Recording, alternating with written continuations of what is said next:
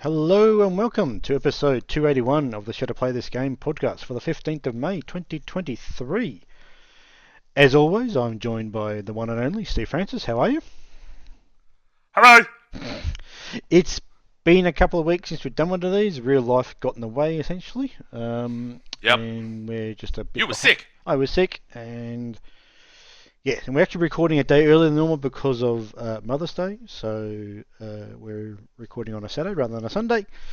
Not that it really makes a big difference, but we have got the usual bunch of games to talk about. One game in particular will spawn a discussion about a whole bunch of bits and pieces, but we'll get to that in a moment.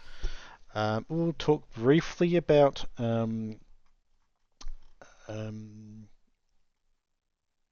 I bloody tangent there. We were going to talk about time. We'll talk about some other bits and pieces if we've got time. Is what I was trying to go off to there. Wait, where's he going here? But without any further ado, here are the Adieu. games for this week, or this particular episode. Steve, over to you for your couple of, or three new ones. Alright, so I got a few new ones there. One of them I have done a video of, and it's the one on the top, Combat Master. Now, Combat Master is a free-to-play Call of Duty clone that is, it's so close to Call of Duty that I think Activision might have a case for copyright infringement. Based on the actual menus and all that other stuff, it's pretty Call of Duty, but it's not very good. It looks and feels really cheap, and it has some fucking awful spawning. I literally had a number of times I'd just run a loop around each map, and I literally have dudes spawn right in front of me. Okay. So it's like, okay, brat, and just keep running my merry way through. But it's also, it's bad, but it's also that bad kind of fun. It's kind of like Street Fighter the movie. It's not very good, but it's also entertaining.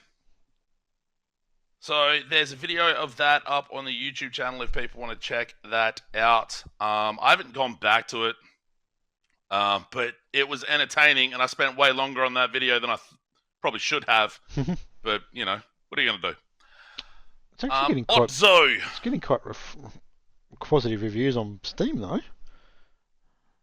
A lot of those, when you actually look at a lot of those positive reviews, a lot of them are just people going like, "This is what fucking Modern Warfare 2 should have been there." And it's like, no, it's really not. I was really disappointed when I went, because one of the images had the phone controls on the screen. I was really hoping that you'd get those phone controls just showing up on the screen on the PC version. Because I thought that would be funny, but it didn't. It's pretty basic. I would imagine it's either very cheaply made or with a small team. So if it's free to play, how is it making money? Stuff to buy in game? Battle Pass. Okay, usual stuff. Battle Pass, cosmetics, shit like that. Yep. It is fully crossplay, so you end up playing against phone dudes. Oh really? Oh, okay. And you just end up fucking smoking them. I had multiple games where I won. And it's not that I'm particularly shit at first-person shooters, but I'm certainly not anything that I would consider to be good. My videos where I have got Apex Legends videos up on the YouTube channel would probably display that. But yeah, it's just good, dumb fun in a bad game. But not so bad that it's just a bad time. Bad that it's actually funny. Otso, which is, I think that's how you pronounce that. Capital OTXO, a Hotline Miami-like. But if Hotline Miami was a roguelike and black and white. Okay. And there's red for the blood. For the blood, yep, okay. No melee, all guns. All guns, okay. The one thing I wish there was a lock-in or a lock-on for it. You do get like a slow-down focus mode. Yep. Which makes it a little bit easier to bust dudes. But when you use the focus, it also zooms in a little bit, so the dudes that are further away make it a bit harder to see. Yep. Yeah, I'm just trying to look at it in motion. Oh, okay, so it's really It's more it's faster than Miami looked like that Hotline Miami was. Hotline Faster Miami, pace. there's like a methodic nature behind it. There is a speed to it, but there's also you don't want to like set everyone off at once. Yeah, it was a But bit more of a Hotline Miami also has the planning part where you can zoom, like you can bring the sort of camera up and lock onto a dude, yep, yeah, but you can't do that in this. I'm enjoying it. My enjoyment is starting to wane because there isn't very much progression outside of the actual game part, yeah, which okay, is yeah. what sort of you want from that roguelike sort of game. Um, and Is there gotten to the set. is there a story to it? Like, are you You doing something wait. for a reason or just for the hell of it? Remember that episode of The Simpsons where Homer was Mr. No, X and he ended up on a I random don't. island? I don't watch Simpsons, so no. Oh, okay. You wake up on a beach and you're like, "Where's my girlfriend?" And it's like, "You need to fight through this house and you'll eventually be allowed to go." I'm like, "Okay." Oh, okay. So it's That's not. the extent of the story. Yep. Okay. Fair enough. Um, I've made it to the second boss once and got ruined. hmm Um, I don't know to what extent I'm going to keep playing it because it's that like while it's fun enough in the individual runs, that progression and that trying to get through to like the levels themselves look very similar because of the black and white aesthetic. Yep. It's just sort of pieces, and Mm. each set of levels introduces a new enemy type. Like the second set of levels, you get a dude that has chemical grenade launchers. Yep. Yep. So they launch grenades that blow up, and it's a pool of acid. And it's like, oh no. hmm Um, but yeah, the second boss I got to, and the first time I got to the first boss, I just fucked him up. Because it was really weird. It's like a big long snake with guns. Oh, okay. Yep. It made no sense. Um, the second boss was a little bit hard, or not necessarily harder than that, but did more damage hmm and did it in a quicker way. So it's So not I set didn't in really the. get It's past not it. set in the. If you're playing, if you're fighting a snake, then it's obviously not set in the real world. Then some sort of fantasy thing. No, Okay. it's some weird mansion where the first place you walk into is called the Infinite Foyer, Okay. the Infinite Foyer. hmm And there is a bartender, but he won't serve you if you've got a gun. So you throw the gun away, get a drink. The first one's for free. You drink Yep. it, and your little dude just goes wah and throws the glass away Yep. because he's some kind of fucking uneducated savage. hmm And then you run back, pick up your gun, and piss off. Yep. And so far, the main progression I've found is, or that I've seen, is that sometimes between levels you'll walk back into the bar where you can either buy another drink, which is like a bunch of perks, hmm or you can take the money that you've earned and give it to this lady who's sitting on the couch where you can buy new drinks. Okay, they give you other range of perks, I guess. Yeah. Okay. Yep. Are they then become And available from the bartender after that, or you have to get them from her every yes, time? Yeah. Okay. So it's like, randomly. yeah. Okay. And there's also one where you can go to a vending machine. And you need to have, I think, 150 coins is how every time I've hit it, and that's when you can get a new gun. Okay. And coins are just drop by the So enemies as you kill them, essentially. yes, Yeah. Okay. and then there's a multiplier for killing him quickly and all Yeah. that Okay. sort of deal. Yeah. Okay. Yep. So there's not much outside of the actual sort of combat levels, Mm. and if you're somewhat succeeding there, but like the progress is slow, working through those different levels and working your way up, then the hook to stay isn't quite there. Yeah. Yep. Which is very much that roguelike thing. Yeah. Oh, for Um, sure. Yeah. but yeah. The other new game, Desktop Dungeons Rewind, is a prettied up version of Desktop Dungeons that I got for free because I actually owned the original Desktop Dungeons, Oh. Okay. which was a very simply animated sort of desktop RPG. It's Okay. like Yep. it's basically grid based. You click around and you walk up on monsters if they're at your level or just one or two levels above. You fight them, and if you kill them, you can level up, and then you're trying to work your way through this dungeon floor, kill the main monster, and come out. Yep. And then there's different factions that give you different classes, different races that you can be, and all that sort of deal.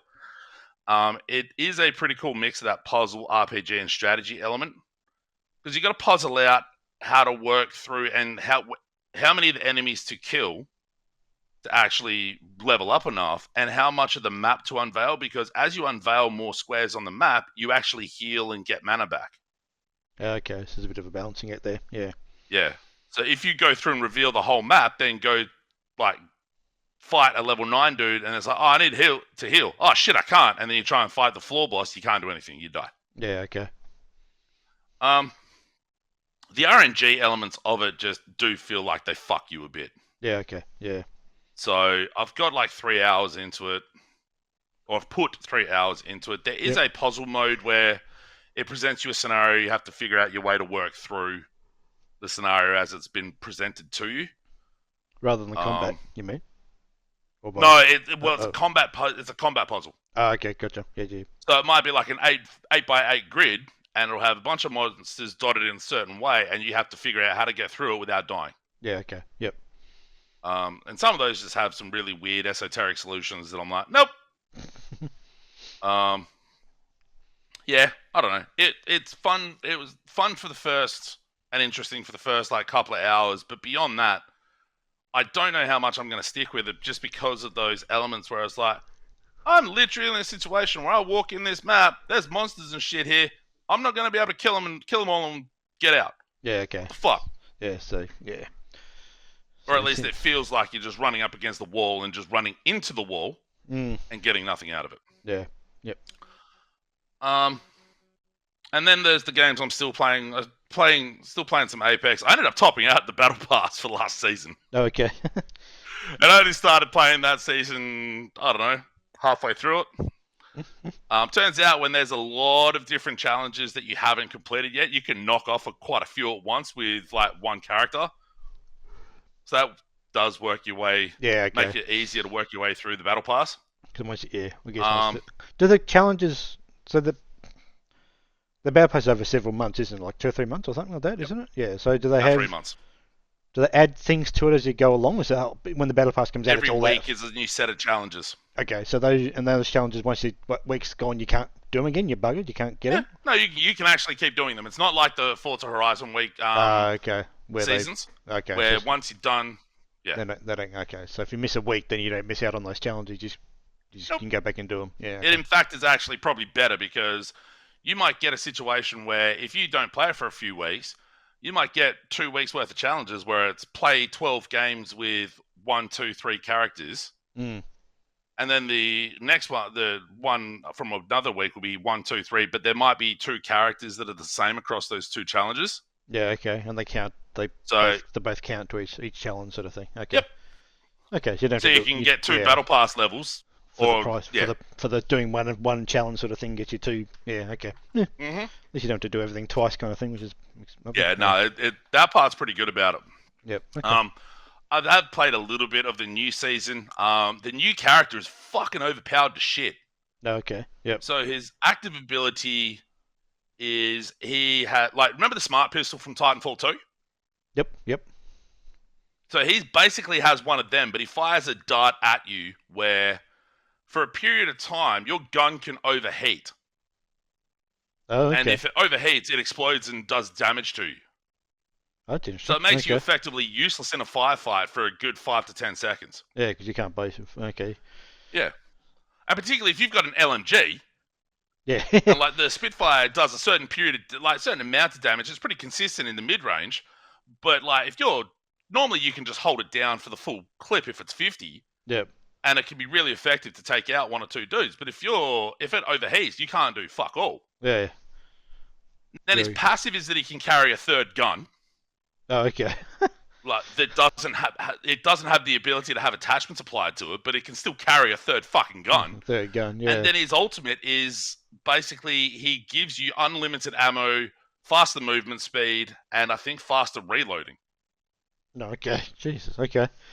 So like for a 20, 30 second period, if you've got an R99, you'll like smash through 3-4 clips in that 30-second period. Because that thing's got such high fire rate. Yeah. You can just fuck up a squad. Yeah, okay. Interesting.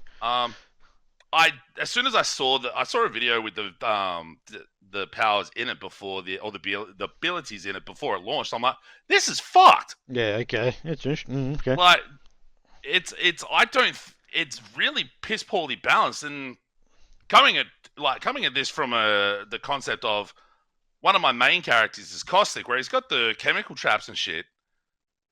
With the way people are playing it in the meta now, the chemical traps, people don't do fuck all with them. They just run through it, take the 10, 15, 20, maybe 20 points of health damage, but just come through and run you over. Yeah, okay. And it's like, oh, okay, poor Caustic's like complete bottom tier at this point because the chemical gas is just fucking shit. Yeah, okay. So is there any, has there been any pushback? They're going to nerf it or buff the others, or considering that the season is less than a week old, yeah, okay. they won't. Very rarely do they make major adjustments to character abilities midway through a season. Okay. I don't know how you balance, because the fucked up part about the new character's active, where he can fires that dart, is that it applies to both guns. Oh, okay. You'd think that, if you've got one gun out and he hits you with it, okay, I'll just switch to my other gun. Fuck it. Yeah. No, it applies to that one as well. Yeah, okay. So that's if you could switch the gun and it doesn't apply to that gun, that's how you balance that. Yeah, that's what I mean. Like they sound like they can balance it if they just make it just a little bit more, a little bit less OP, a little bit more effective, so to speak. Yeah. Interesting. Yeah, okay. People were talking about there were elements when Seer first launched.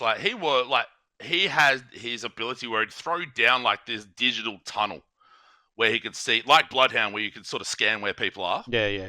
But if you got hit with that, it'd be like getting hit with a flash grenade. Okay. Yep. So they after the season, they ended up getting rid of that, and did a couple other things, minor things to balance him. But this dude, the means to which you balance this dude, I don't know. Yeah. Like I said, removing the ability to have both weapons be affected by his active ability would be beneficial, but we'll see how that goes. Yeah, but they might not do it until the end of the season, sort of thing. Yeah, okay. It definitely won't happen until the end of the season. Yeah. And apparently there was a bunch of audio bugs and shit that were happening before this season. Apparently that was all caused by a single line of code. Oh, okay, yep. So that's been fixed now, supposedly. And lastly, Dead Space. I finished Dead Space a few weeks back. Mm-hmm.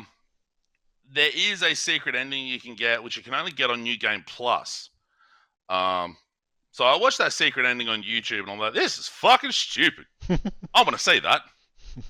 So I'm playing through it again on New Game Plus, just on easy. Yep. Just so I can get that, and there's a master override key that you actually have to put a bit of work in to get to unlock certain cabinets and things like that for more of the weapon upgrades. Yep.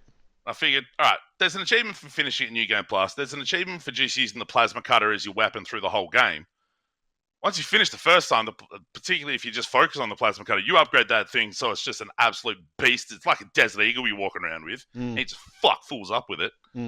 So it's just, I really like that game, and just the exploration and the kind of immersive sim elements where I'm going to open all these lockers and it's going to have 100 credits. Yay me!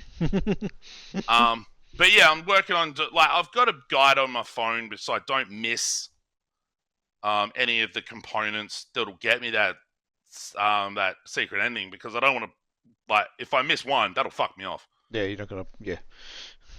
So I'm making sure I get that. Most of them pretty much on the way. One or two are a little bit more hidden. Yep. But yeah.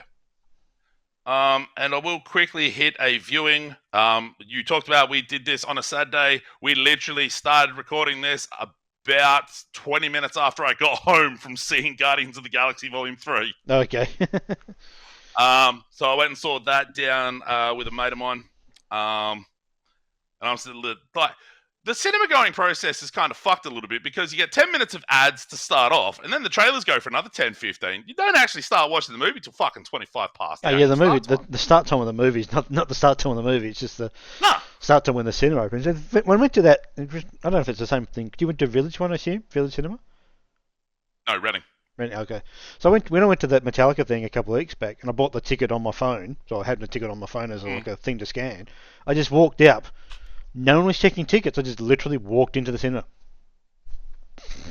Um, That was you actually have to. I think you have to pick the actual tickets up. I think when I go, but there wasn't yeah, anyone on like a podium checking tickets when we yeah, went in yeah. today. So I think it's anybody, normally at night when it's a lot busier.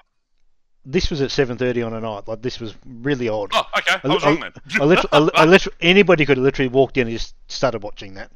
And in fact, opposite the cinema opposite me was it was the Mario movie was on in the cinema opposite me, and I didn't see anyone checking tickets on that either. I could have literally gone One, yeah, out of the Metallica movie thing, then walked across and watched the last half of the Mario movie. And no one would have checked me. I don't there you think go. it was really odd. Go and watch it. You don't pay those fucking shit. Yeah, I don't know. That was just really odd. No one was checking tickets, so it was really odd. Just wonder if that's if that's a new thing about. I don't know if that's a new thing or just that particular movie they went. I don't know. It was just weird. It might. I think there have been times where dudes do the ticket check and do the ripping. No, of the ticket and all I've that sort of definitely deal. had them in the Depends on past. Maybe it just depends on the movie. I don't know. Yeah, weird time Possibly. of day movie. I'll find out next. I might be able to talk next week about it because I'm almost positive we're going to go see Fast X next week. Oh, okay. Yep. Apparently, that's going to turn that. Like Vin Diesel's now talking about how the end of Fast and Furious isn't going to be 2 parts; it's going to be a trilogy. Because of course it fucking. Of course is. it will. Yeah. That thing jumped the shark several movies ago. Fuck yeah, it did. It's so incredible for it. It doesn't matter what it needs. Doesn't matter what they do with that movie. Oh man, there's a shot in the trailer of Vin Diesel driving a fucking muscle car down a dam. Yeah. It looks incredible. There was a trailer for the Flash movie, which looks really cool. It's telling the Flashpoint paradox story, and across the Spider-Verse. Yeah, I think I had that one of mine. That's June 1st. I think I think when I was at the Metallica one, it had that as well. What else did it have? I had it as a thing for John Farnham, which actually looks kind of good, actually. What else was there? It's a really weird mix of movie trailers that I got, but yeah, I think the Spider-Verse was one of them. Most of the ones we got were fairly like a line with the actual. Yeah. This one had one that. Going to see John Wick 4 and getting a trailer for Evil Dead Rise was weird. Yeah, well, I'm watching essentially a musical thing, if you want to, for generic terms. So I've got another musical one of those, but that's the only one that's out there. So they could. What else? I would just chuck anything at the screen. That'll do. Fucking A. So yeah, hitting Fast X and probably hits Spider-Verse as well when that comes out June 1st. Oh, not June 1st. It'll probably be on a weekend when we go see that too. Yeah. So some good movies this year. Yeah, I'm not into watching movies anymore. Just haven't got the interest in doing it.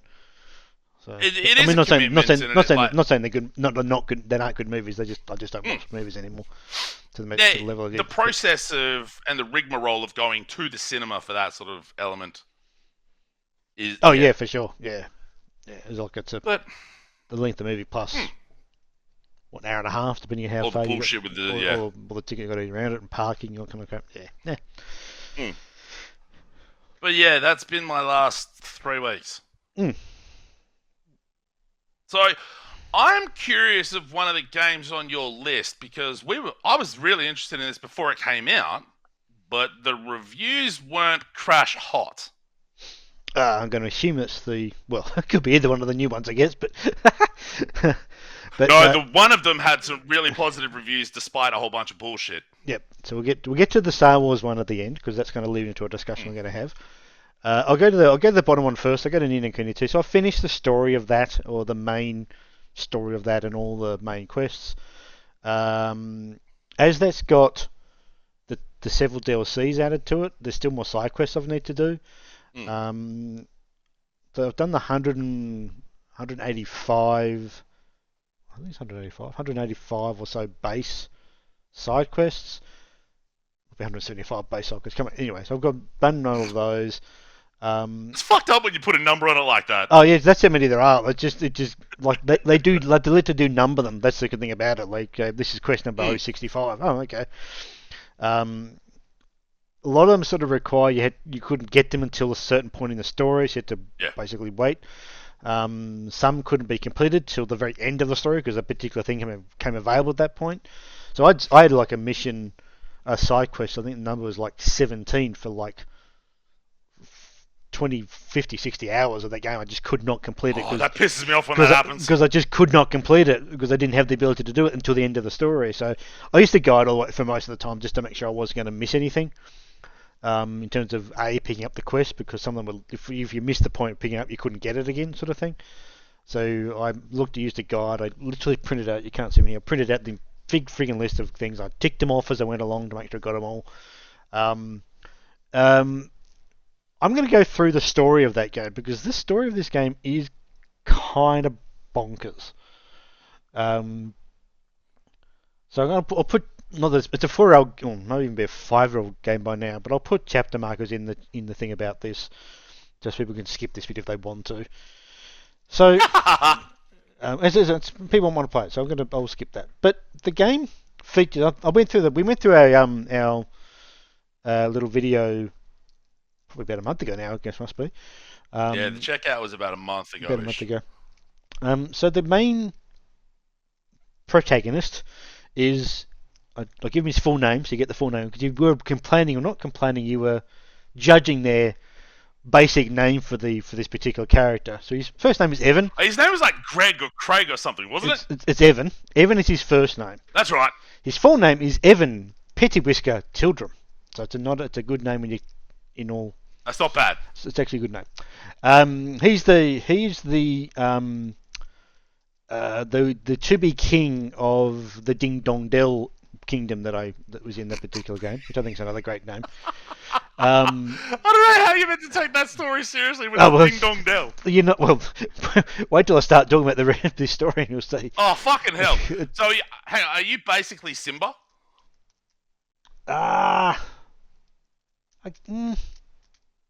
Maybe.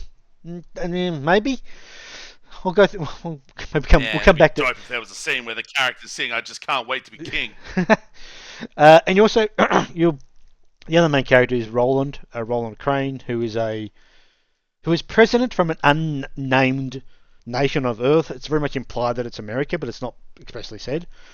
So what happens is the very first part of the opening of the game is a cutscene where you are following Roland in a motorcade, and a big explosion happens over. Basically, like these country or nations being blown up.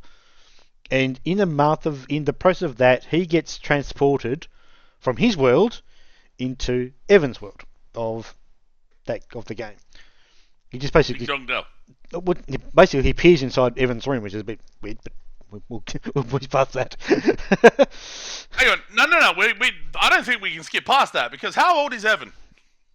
Well, he's not actually it's hard to tell because he's obviously a kid, but I don't think he's necessarily like a 5-year-old. He's probably in his early to mid-teens, I would guess. But because grown man randomly showing up in the bedroom of a teenager, that just has some connotations to it, I'll say. Exactly. So that's why I said, look, just. Hey there, little boy. Want to come with me for some candy? So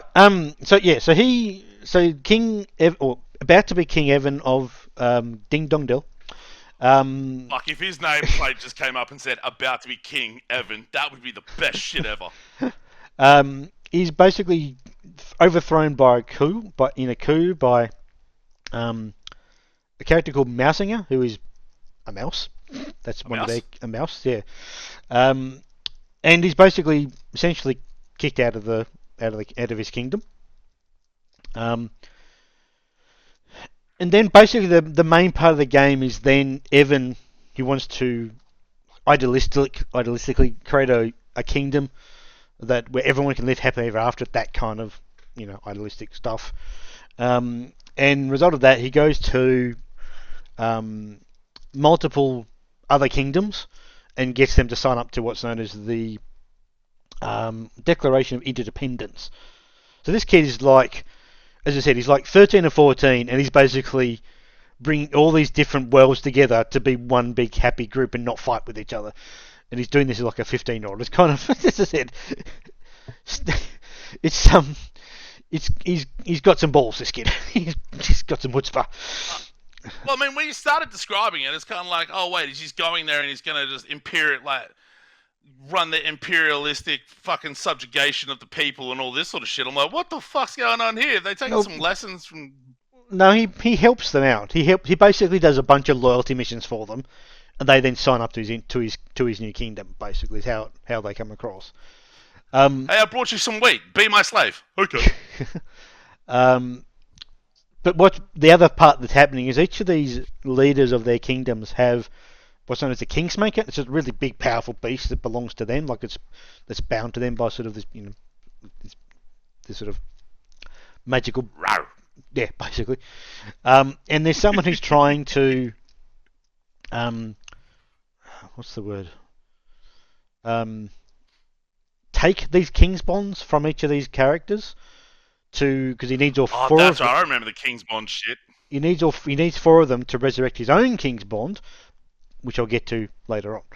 So he's basically not killing these enemies, but he's basically breaking this link between the kings and these king's bonds, and basically taking the king's bond for himself. So once he's done that to a city, an area called Golpor,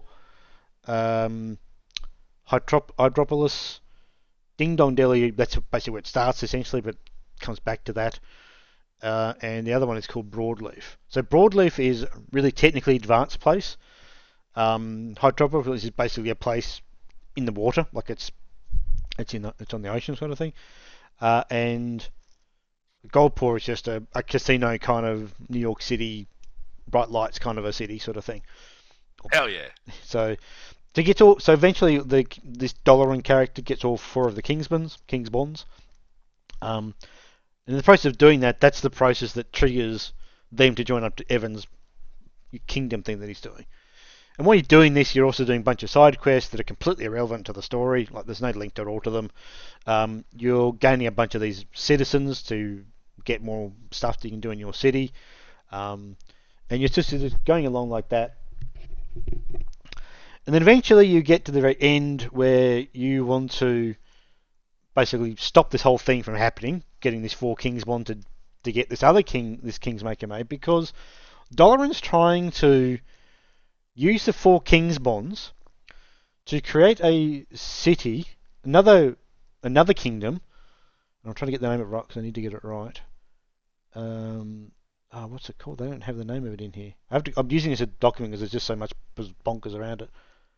I don't actually name the city. That's a bit silly. But he's using it to resurrect this other kingdom, to resurrect his lover from a former part of the from another part of the game. As I said, it goes weird places. So he uses that. You should start watching anime. No, and then part of all this was that to get back into Ding Dong Dell, Roland had to basically how to basically turn on Evan, get himself kicked out. Heel turn. Basically, it's a heel turn. Exactly, he's a double agent in the end because he now in the chair with the back. Yeah, basically. So he eventually uses this sort of heel turn process or whatever double agent stuff to get accepted back into Ding Dong Dell to, in other words, to take something from Ding Dong Dell that Evan needed to get back in. It was a weird. Basically, that was an interesting thing. Anyway, so I almost not being able to handle the amount of times you're saying Ding Dong Dell. I've got more to say of it. It sounded like you're fucking losing slowly. Your mind's just crumbling apart. I'll just call it the Dell from now on. No, Ding Dong Dell's fine. It's just. So he eventually got the horned one generated by having the other four. Yeah, exactly. The other four King's Bonds managed to get the big King's horned one back. But you defeat the horned one by as you do in these games. And there's a whole cutscene that goes on for like 10 minutes about between Dolaran and his lover and all this sort of how he's going to deal with it and all sort of stuff, and he should just let go and all that kind of stuff that you do. And eventually Dolaran kind of sort of gives up and sort of, oh, okay, I'll move on kind of thing. But because Evan's such a nice guy, he allows Dolaran to stay and look after his own kingdom. He's just too bloody nice. Fucking rude. Basically. Fucking exactly. rude. And so, yeah, end of the story, like, that's all finished. You've got rid of, you've saved the world, everybody's all hunky-dory and everyone's happy. Roland basically evaporates back to his nation or his realm or whatever you want to call it. And then throughout this entire story, Evan's been talking to this what's known as the mysterious boy. They're just having conversations like a dream sequence. So they're very similar ages. Like the implication is they're similar ages. And I played this game like 4 or 5 years. I just could not remember what he was. I thought, is he a young Roland? I just couldn't think who he was. Who he was is Evan's son. Evan's son, who's now basically even go forward in future 30, 40, 100 years, whatever, how long before Evan, this role, he's now Ferdinand is the son's name. He's now the true ruler of not just Evermore and everything else, but of the entire universe. And it's basically kind of flashback style stuff. Ferdinand finding out from Evan how Evan did what he did, so if Ferdinand can do what he needs to do, which is even bigger than what Evan did. It is just bonkers how this thing works. So you've just got all this, like he's basically coming to dream sequences and is infecting, well not infecting, the wrong term, overstating, but is getting into Evan's dreams to find out how Evan did his stuff, so that Ferdinand can do his stuff. It's just off. It's so bizarre. It sounds like fucking anime Terminator 2. Oh, it is anime all the way through. Like that's what it is. Oh, it's full anime. It's full anime. The Terminator 2 part of going back in time to. Yeah, so with me if you want to live. Yeah, so so Evan's been discovered that he's actually been talking to Ferdinand in his dreams, who's not a king from the past, but his son and successor From the future. From the future, who did what Evan did, but on a much bigger scale. And then one of the very final. Do they even stop to consider the time travel paradox of like if you go back in time and fuck with the past, you might fuck with the future? See, he wasn't doing that. He was just talking. There was no this Ferdinand was not interacting in the story in any way, shape, or form. It was just the act of observation can change the observer or the observed. So yeah, it is a bonkers story, and I must admit I fucking love it. It's so great. But Evan is just so forgiving, and I'm going to say this again. You should just start watching some anime. I have in the past, and I haven't got the den. I've watched like Evangelion and stuff in the past, but no, not quite to this level. I think almost everyone's watched Evangelion. Yeah, but no, not to that level. It's a good theme song, that, just quietly. It is a very good, yeah, no, 100%.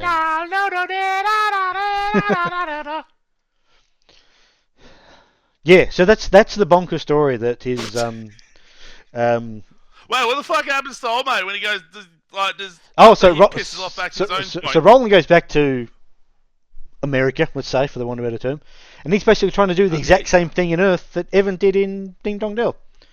Reunite all the worlds, reunite all the countries of the world to live happily ever after. So, but is he doing like a Marvel sort of fascist sense, or is he doing it in a good way as well? Well, I don't know. Like, you basically have a cutscene. There's literally no method of how he's doing it. He never comes up once he fucks off. No. Once he's gone back, that's the end of the. That's essentially the end of the story, and you never see him again. Lack of closure. Oh yeah, for that one, that's where a sequel should happen. Really, back in the real world, working with Roland to figure what he does. God. Maybe that's where Mr. Drippy is. Yeah, maybe. There's actually some interesting, a couple of side quests. I think in the new DLC reference the first game in a bit of a way as well, which is interesting. So, but yeah, so that is the weird and wonderful story that is Ni No Kuni 2, Revenant Kingdom. Yeah, I really actually I like it. But let's go on to something a bit more serious, and that is Star Wars Jedi Survivor. Now, hang on, let's talk about Ravenlock first, because Ravenlock. Oh, good point. Jedi Survivors. Yeah, so Ravenlock is sorry, I completely forgot about Ravenlock. So Ravenlock is a hack and slash, I guess you'd probably call it. Slightly, but a very character action, kind of character action, but platformery sort of deal. Yeah, not really that either. I'll explain what it is. I'll try and explain. I was trying to explain the gameplay. That my job was. So you play as a character. Actually, I think you might. You start as a little girl whose name I don't think is even given in the story. Maybe it is, I can't remember. And you get, again, magically transported to another world, um, which is heavily inspired by um, Alice in Wonderland. And we're going to try and do a video of this tomorrow, hopefully, or maybe, yeah, tomorrow.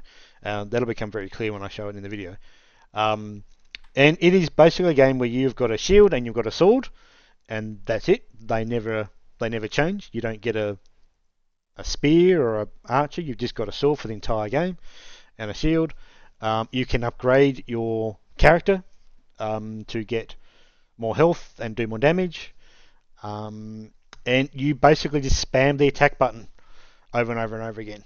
And as you can imagine, you get higher levels, you do more damage. There are monsters throughout the world. They are incredibly straightforward to destroy. You've got boss monsters that are also relatively simple to destroy. And it's essentially just a series of fetch quests as you're going through the story, quote unquote. But the thing that set this game apart, and you probably, if you're not already reminded, is the visuals of this game are really quite striking. It's that pixel art, high-end, high-definition pixel art, Voxel sort of deal. voxel sort of stuff. It is really, really neat. The gameplay itself is incredibly straightforward. There's no real challenge to it. You just basically spam the attack button over and over and over again, and your character will basically start attacking an enemy and will do damage on it, and you'll see the numbers go up to how much damage they're doing. And if you just keep pressing attack, you'll kind of just follow them and push the enemy and still attack them. They don't run away from you. They just sort of basically stand there and take it, for want of a better term. So it's fairly, the combat is incredibly straightforward. The only thing that really pushes you through this game is the visuals of it. The combat is straightforward. I was wondering what the draw was. Because one of the things there kind of isn't one. The story is pretty straightforward. There's nothing particularly dramatic about it. I'm not saying it's bad, but it's solid, but nothing you'd write home about. The writing's, again, nothing to write home about, but solid. You get, as you go along, as you progress through the story, you get these abilities. They're on an active cooldown, not particularly long, but they're on a cooldown. You also got health, so you got all health potions and stuff like that to recover the health. I have to admit, there's another bar on your character which never came into play that I could recall playing it. So I'm not really sure what it is. I'm hoping when we go in to play it again tomorrow, the tutorial might remind me what it is, because it never came up in the game that made an issue that I could really tell. I don't think it's stamina. I don't think it's mana. I don't think it's that, because your abilities are on a cooldown. You can basically spam them. You've got a dodge, not even like a dodge sort of a thing, which you can basically just spam that button and not. I don't think it'll ever stop or run out.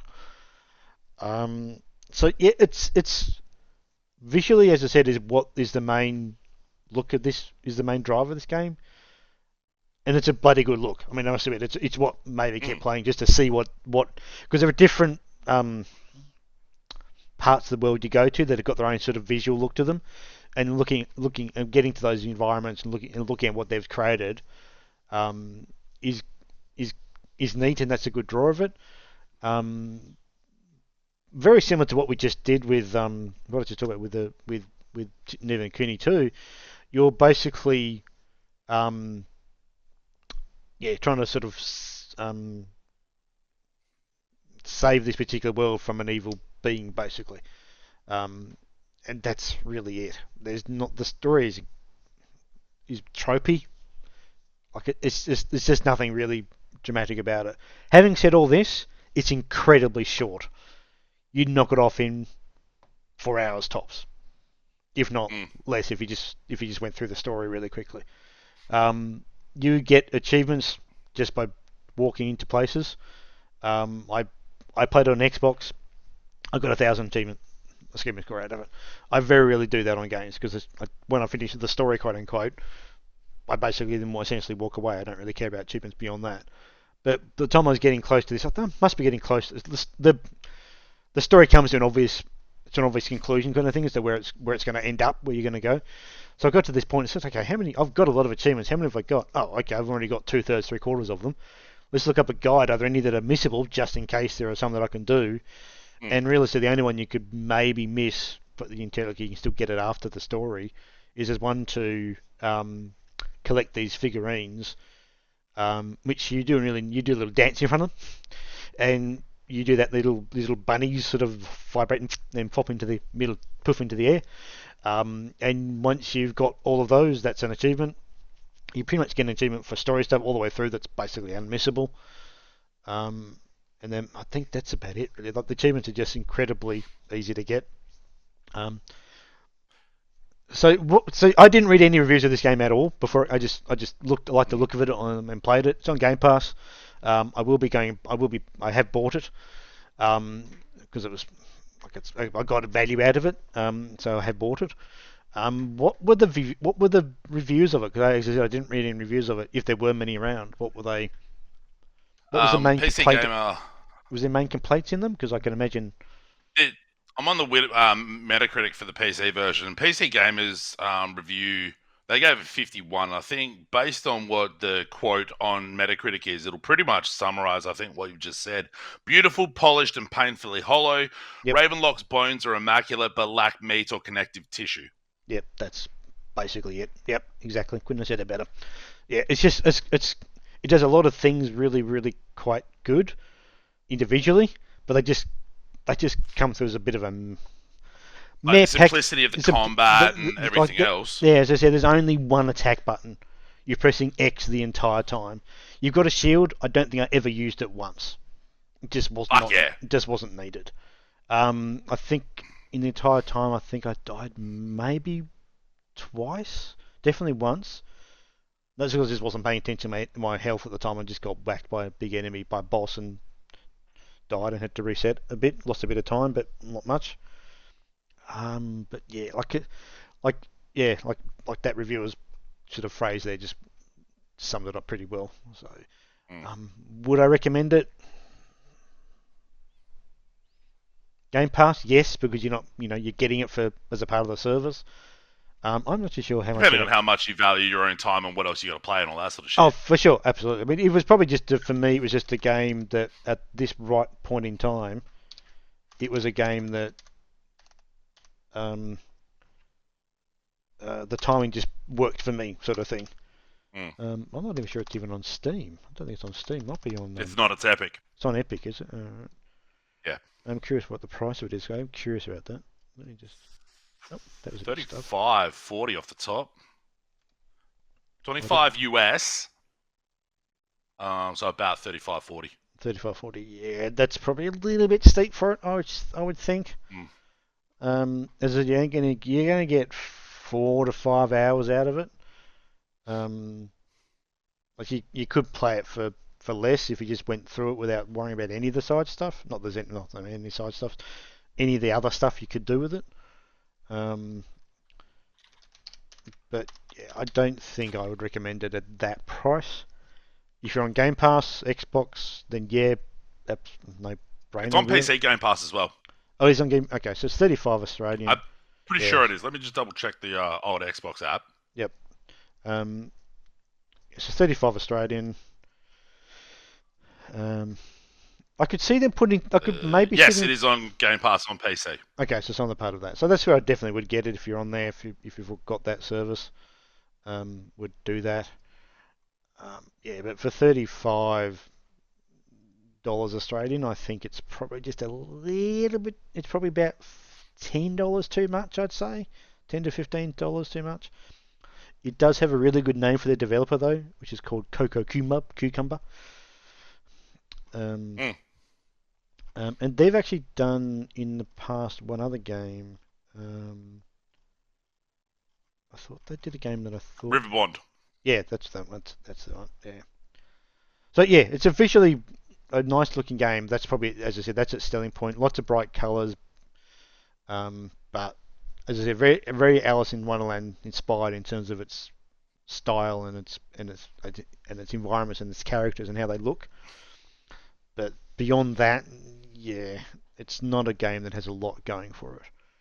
But I still enjoyed it, so I'm not going to sit here and say that it's a complete waste. But I think for that amount of money, I think it's just a bit on the expensive. Yeah. I'd wait for a sale if you haven't got any of those Game Pass services.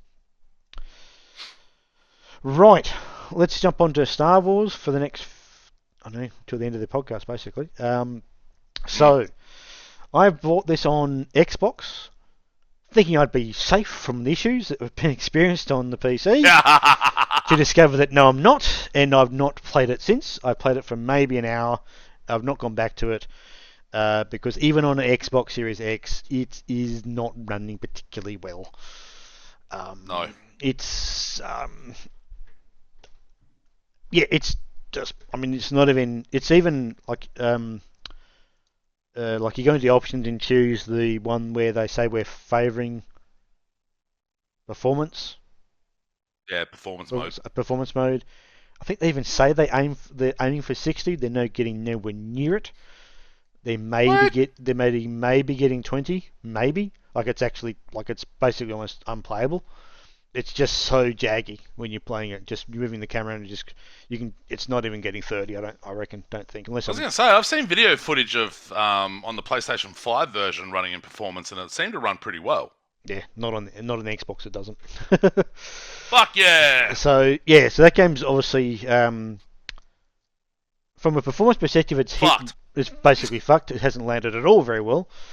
I'm not too sure if they've even patched it on Xbox. I think they've done a few patches on the PC side of things. There's been a couple of patches that have come within the last couple of weeks. Okay, so they're patching it on the PC side. It's going to take guys several weeks, if not months, to get to a decent performance level on any of the platforms. So yeah, that game has not landed technically very well, but I think from a story perspective and everything else around it, I think it's actually landed pretty well on that perspective. But I can't comment on that because I'm not playing the fucking thing. I will say that even when I played Fallen Order earlier this year, for kicking old school, even this far after release of Fallen Order on PC, it did not run well. Yeah, okay, interesting. It hitched fucking almost all the time. Yeah, okay. And that's on a 4090 with a 5900X CPU. Yeah. So it's not like I don't have the beef to be able to run it. Yeah. And people hopefully will be able should have seen it in the video, like how piss poorly it was run, how piss poorly optimized. Yeah. And this is even more busted. Yeah, for sure. Like it crashes. Look, I haven't got it yet. I'm not buying it yet. It no, I mean, yeah, I made an incorrect assumption that the Xbox would be the console. I'll just say the consoles would be a more stable place to play it because PC games, which we're going to dive into, have been bad this year in terms of their performance out of the box. Technically, it's been bad for a couple of years, but this year is really highlighting it. Really bad this year. So I thought, I made the assumption that I was going to be okay on the console. It would be playable. Might not be brilliant, but it would be playable. But it's not really even that on the console. So hopefully it'll get but yeah, I think sort of what this sort of will it get resolved at a time where you're actually going to play it? Well, that's the other thing too, because we're 3 weeks away from Diablo 4. Diablo 4 coming out. So if it's not resolved by then, I mean, I'm probably not going to get it played and finished by then anyway. Even if it did get fixed performance wise, so it's probably going to be latter half of this year, game before I even get back to it potentially. And I actually fired up Horizon Forbidden West the other day to show someone who hadn't seen it yet, and I thought, I should get back into that game. I really enjoyed that, so that's probably what I'll jump back to now that I've finished Ni No Kuni 2 essentially. So I just think this sort of led to a discussion around bad PC releases, which we've had who we had obviously Jedi Survivor just recently. Elden Ring didn't. AAA releases this year on PC have been bad. Have been pretty bad. So you've had even Elden Ring wasn't particularly good out of the box when it was. Elden Ring was fucking dog shit off the bat. Well, I never played it until 6 months later. So you're probably even then, it wasn't great, so I left it for a little bit longer. Yep. Dead Space was not great on launch. RE4 was not great on Yeah, launch. yeah, This has been fucking dog shit. yeah, Redfall, I played for an hour. I will say I played Redfall for about an hour to get some prep for the video we're going to do with that. That didn't run very well at times. That hitched and did some yeah, weird shit for a while. Dead Island 2 hasn't been fantastic. yeah. Um, The Last of Us Part Two, Parts most One, of the Last of Us Part One on PC was pretty bad. Last of Us Part 1 was a fucking Um, tragedy almost. Jesus uh, Christ. Wo Long Fallen Dynasty, much the same. Yep, that was bad. So there's just been a lot of them, and it's kind of not really sure why exactly. I'm not. Yeah, it's hard to sort of. I mean, I can understand. Like, we'll say right now, we're not developers, clearly, No. but we do know that game development is hard. I accept that fully, 100 accept that. Oh, absolutely. Um, when you go look on, yeah, one of the things I don't know if it's in this article you posted on the from PC Gamer was, did they have the quote from EA responding to this whole thing? Did they have that? Was that No, it? they did say that EA made a quote, but they didn't actually say what the quote was. It's a pity because it's a bit shitty what they quoted, what they said back. Basically, they're Yeah. saying, paraphrasing, that it was caused by a small percentage of players, which is bullshit in the first place because it's not more than a small percentage Mm. of players that were running, what was the term? High-end PC parts. High-end PC parts on Windows 11 or something like it. It was a really weird thing they'd Mm. picked up on, and I can kind of I get it to a degree. Like if you look at the number of fucking CPUs that are available in the market these days, there are fucking heaps of them. Mm. Oh, So there are a lot. there are a lot out there, so you can't test for every single combination of hardware. Clearly not possible. Um, Mm. but you'd like to think they could get it kind of pretty close to begin with, and not be as bad as it is now. Yeah. That does not excuse what they've done on the consoles. The consoles is a set fucking hardware. You know what you're getting Yeah. with that. It should not be a problem on that. But here we are. The only explanation for consoles would be cross-generational, but they're not doing They're cross-generational not games anymore. not this one. No, this is only on the Series X and S. It might be Yeah. S might be doing something. Maybe the S is holding it back, but I still don't think that's an issue or concern either, because the consoles, the APIs handled that. They know what they've got. They know what they're dealing with. So, and you've only got three of them. PS5 is the same, and Series X and X. So you should be able to, aim for the three platforms, quote unquote, and get it right. But it does lead to an interesting thing, and that's kind of the review process around a game that comes out technically busted ass like this one is. Mm. As in, what do we think reviewers should do? Should they, yeah, this comes back to the other question we've always said about reviews: what is the purpose of a review? Mm. And yeah, like there are some people that say you should, mark it off, make it a, Survivor Jedi should have only got like a 1 because it was basically broken. Mm. Therefore, ignore the rest of the entire game access, which the stories might be really good, the characters might be really good, all that kind of stuff. Ignore that completely because it's completely broken. You got to find, obviously, I think the upshot is you got to find some happy medium between the two aspects of it. But how much weight do you give one side of the equation versus another? Or do you not review it at all and just have articles out there saying it's completely broken, and when it's actually fixed from a technical perspective, then you review it? And it's hard to. There's also the business argument of if you are trying to compete with other games websites and you don't have that timely review of that big Yep. AAA, Yeah, exactly. you are not going to compete. Yeah. Like if you don't have Jedi Survivor, how the fuck are you going to like a review of that? How the fuck are you going to compete with IGN, GameSpot, PC Gamer, Rock Paper Yeah. Shotgun, all of those bigger sources? Yeah, Like exactly. it depends on what you're intending to do and how much of an audience reach you're trying to get. Exactly. Yeah. And I think that's probably the other part of the. That's not a games industry thing. That's an internet making money thing. That's how Yeah. they have to make money. So And it's getting even smaller because Waypoint is being closed down. What the fuck?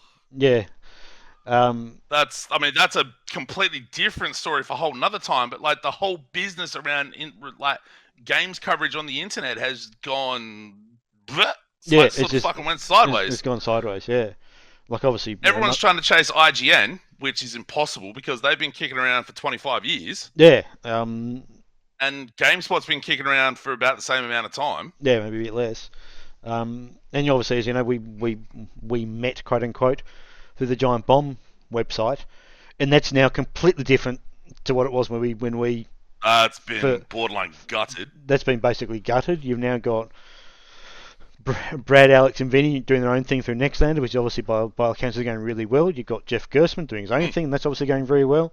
Um, and there's a little bit of crossover happening between the Nextlander guys and Giant Bomb. They do the occasional crossover stuff.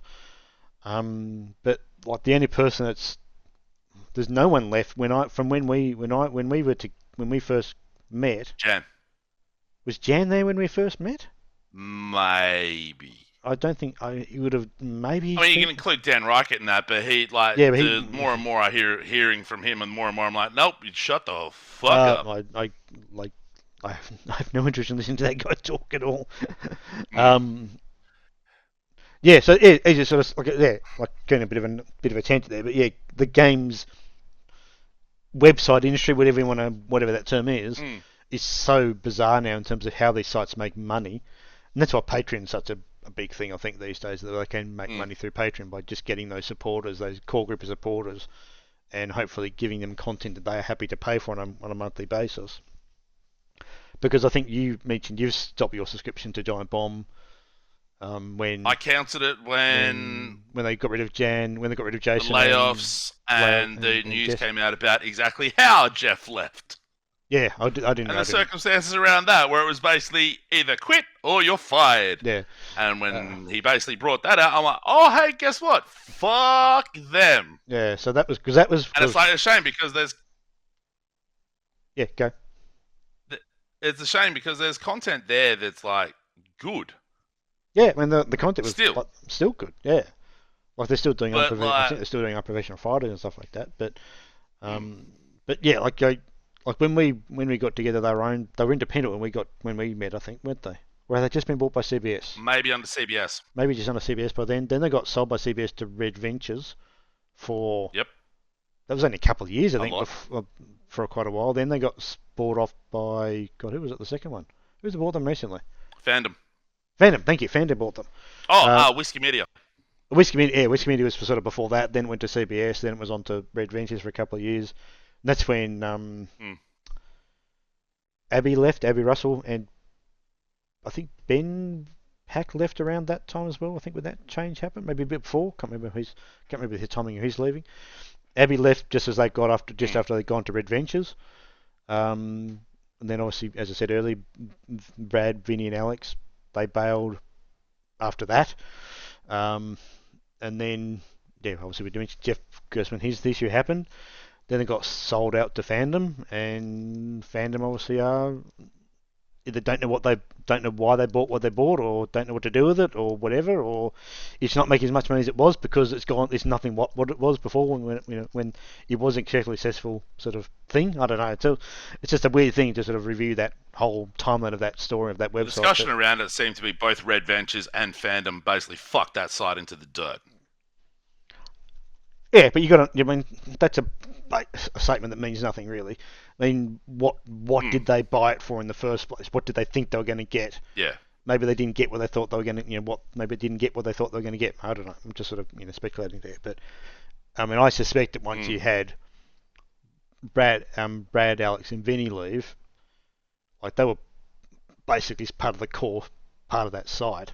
Once they left and Jeff was still around, people are going to start to shit. That's on its legs. So it's now not. It's now not what it was when it was like when we got together. It had Ryan was still around. Ryan Davis, rest in peace, Matt, that guy. Jeff, Dan was around, but sort of not so much. Drew Scanlon now is working for a developer whose name escapes me. He's gone back to where he was before his game dev, his game website job. Yeah, I can't remember what it was. It was the one who I can't remember who it I is. can't remember who it is, but they did all that. They did that. That Not Blizzard. Way Forward, but a studio like that. Yeah, it's like they did all that Blizzard arcade collection stuff. I think. Yeah. Anyway, so he like that. Yes. He joined it. You had Jason Ostraga. You had Jan. His name second name escapes me. Ultra. Also, thank you. You had Ben Pack, Abby Russell, like Austin Walker, Patrick Klepek. They've had some Mm. hell of a lot of people on that game on that site that are now well. Sadly, Austin and Patrick now don't have anything because Vice is closed, but Waypoint's closed. But yeah, like Austin moved into game dev. oh, did he? When did that happen?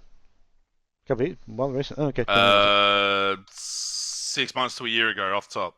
Oh, okay, didn't realise that. I thought he was still at Waypoint. I thought he was one of their editor in chief, but took a more of a backseat role. Okay, cool, good on him. No. Yeah, so like as I said, like that's the whole thing is now so splintered. Um, from that perspective. But yeah, and I think that's probably where patrons maybe played into that because you can go out and be successful on Patreon. Um, Mm. but yeah, sorry, we've gone a bit of a tangent there with that thing. Yeah, so it's just going back to what what we expect from reviewers, and also to a point what we kind of expect reviewers to to do about or what we would expect them to do on a game like this. As a result of that, I found an article was led to an article by Paul Tazzi, something like that, Tazzi, of Forbes. And it's an interesting article. I pointed at you earlier to you hadn't read it. Headline sort of basically Mm. sort of says it all. Should critics include or ignore bugs in reviews of games like Jedi Survivor? And he basically kind of doesn't really give a firm answer as far as you could really say, but we does say where I've personally landed here is a review score should reflect the content of a game. I'm not going to deduct points from a review of a TV show because Netflix was glitching for everyone for 48 hours, which is not exactly the same. That's not the same. That's not apples to apples. That's not the same comparison, but I can kind of see where it's coming from to a degree. Yeah. But you can certainly mention that you can have performance problems, but I would not spend a large portion of the review going through them.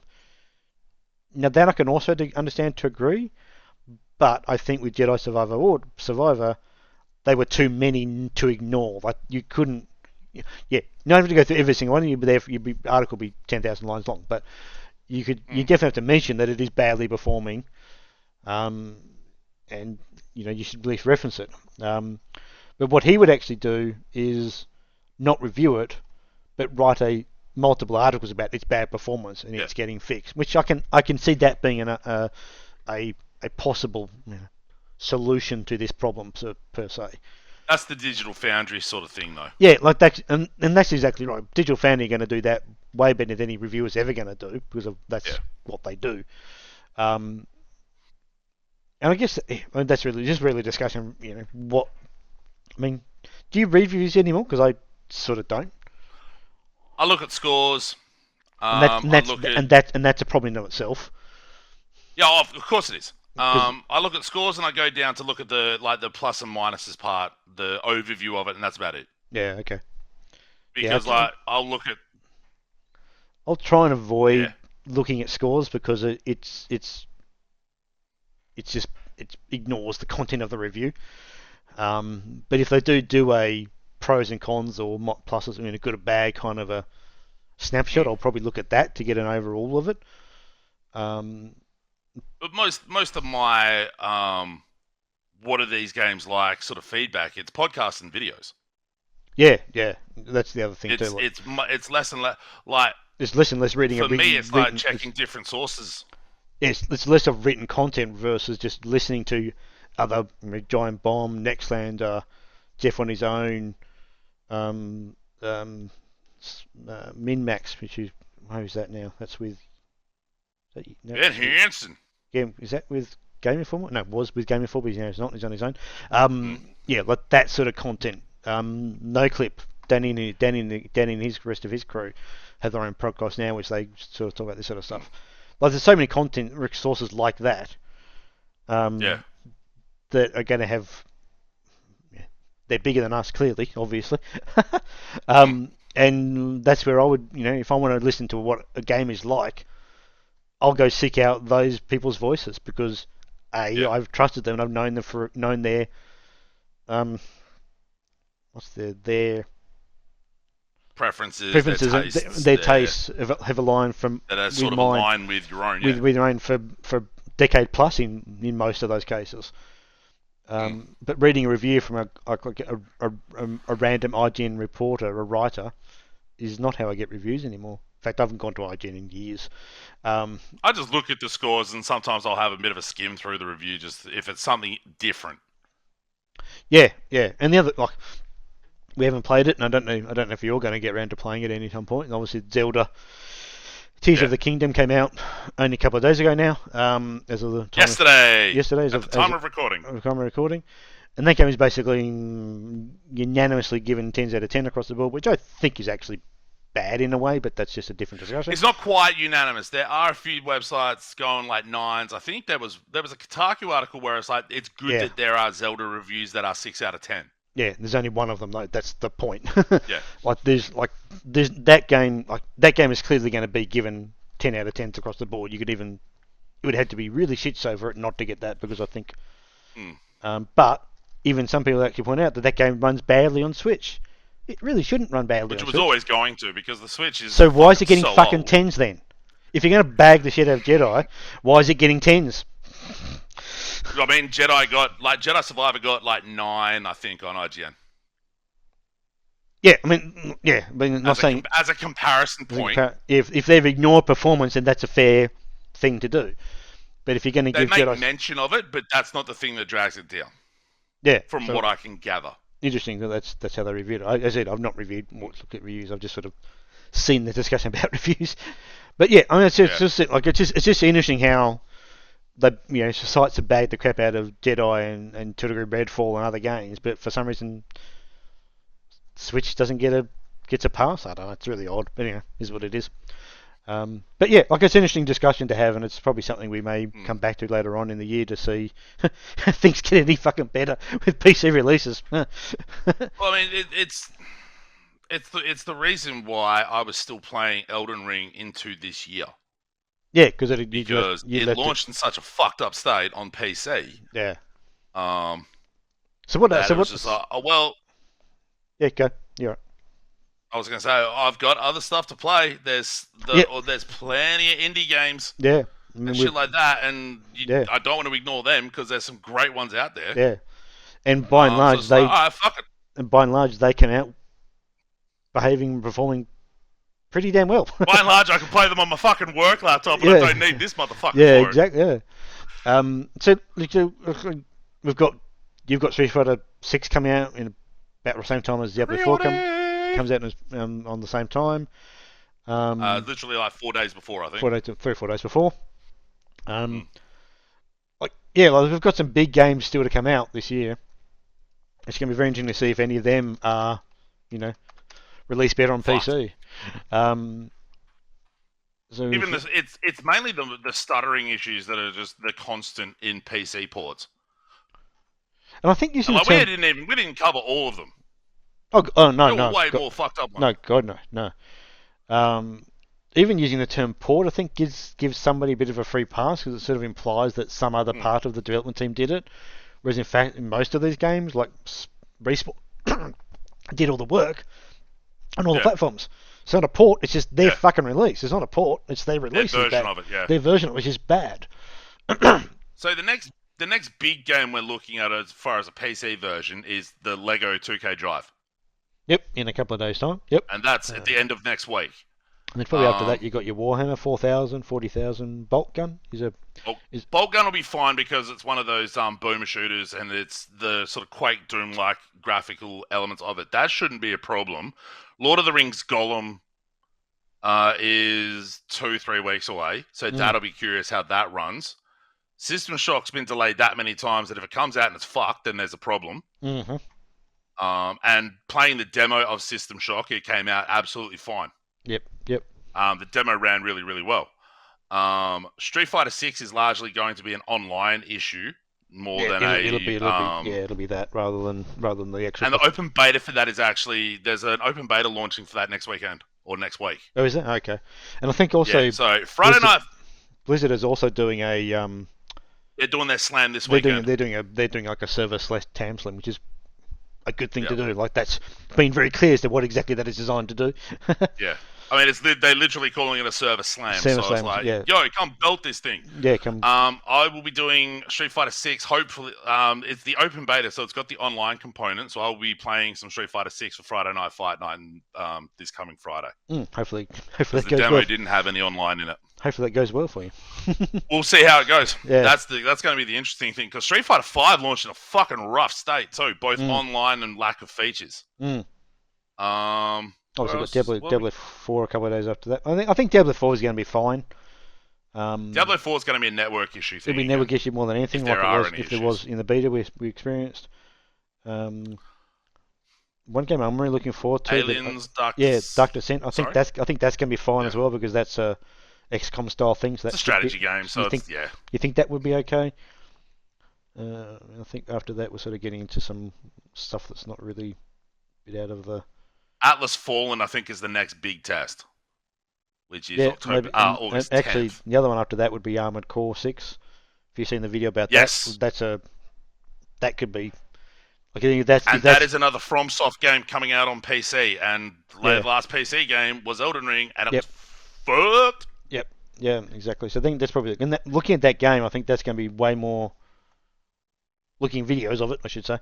I think it's going to be way more Twitch reaction stuff than probably what the regular Elden Ring game would have been. Maybe. And then there's Starfield. Yeah, which.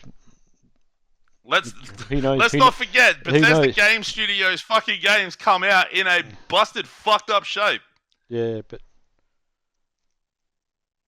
so I think there's a couple of big ones on the way that we keep an eye on, but based on what we've played and what's come out so far this year, it's been a rocky year for PC owners so far, and I kind of get. I mean, you'd like to think it'll get better, but I think it's going to get worse. I just think. It's not going to get better before the end of the year. I don't think it's going to get better at all. I think because of the vagaries of what's out there, I think it's always going to be bad. But yeah, interesting. Very interesting. Something to keep an eye on over the next months and years, basically. I mean, by the time I end up playing most big releases, it's always within like a couple of months after the fact to wait for the patching anyway. Yeah, well, that's definitely an option, isn't it, for sure, to do that kind of stuff. For the most part, I've very rarely played new releases within their launch window because it's that realization that doesn't matter how long they're in development for, doesn't matter how long they're delayed, they pretty much always launch in some sort of fucked up state or another. What the fuck is the point? Yeah, exactly. And, I mean, even when I played Dead Space, there's still stutters in that. It's not as bad as, like, reportedly on launch, but there are some stutters there. It's not as bad, but shouldn't happen. Yeah, for sure. Anyway, let's move on to the beginning of the end, and we'll wrap this episode up, this podcast up.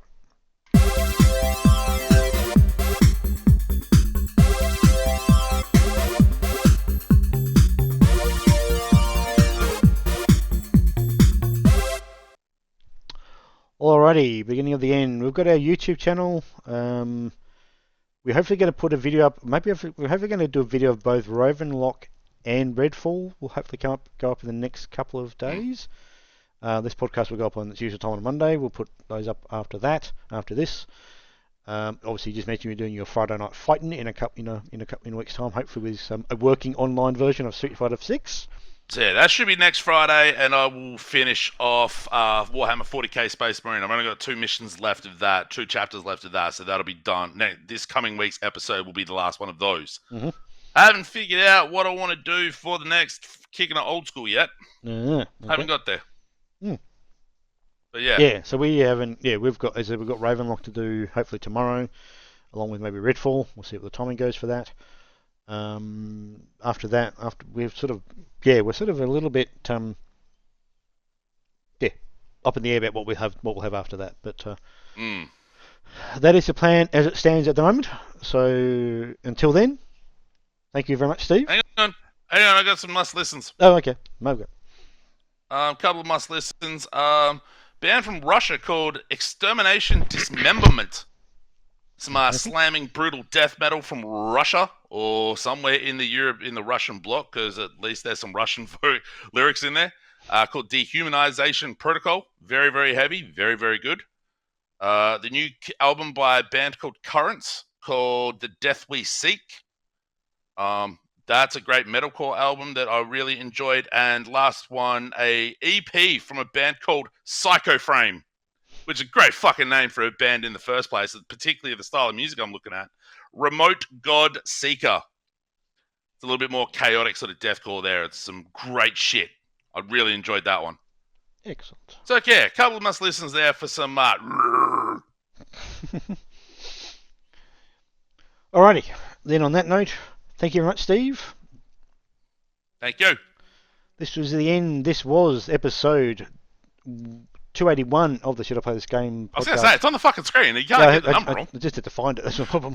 You were trying to memorize it, weren't you? I wasn't remembering. I was looking for it down down here, where I thought I'd put the... but because we had a different layout, yeah. I was looking, so I'd have that one there. That's me. Anyway, so episode 281 of the Should I Play This Game podcast for the 15th of May 2023. We'll be back, hopefully, excuse me, all things being equal, in a fortnight. The next one of these. Have some videos in the interim, but until then, thank you.